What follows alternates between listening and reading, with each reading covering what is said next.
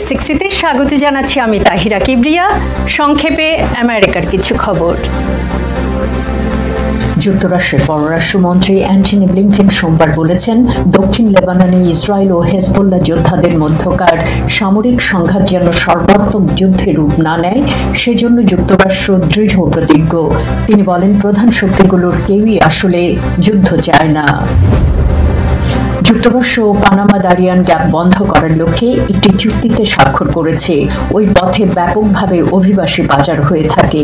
Panama সরকারের মতে, যুক্তরাষ্ট্র পানামা থেকে আসা অবৈধ অভিবাসীদের প্রত্যাবাসনের ব্যয় বহন করতে সম্মত হয়েছে।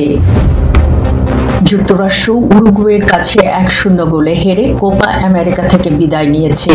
এই পরাজয়ের ফলে 2026 বিশ্বকাপের আগে কোচ গ্রেগ বারহালজারকে সরিয়ে দেওয়ার জন্য ইউএস সকার ফাউন্ডেশনের ওপর চাপ বাড়বে। আজ এ পর্যন্তই। Tahira Kibria, voice of America, Washington.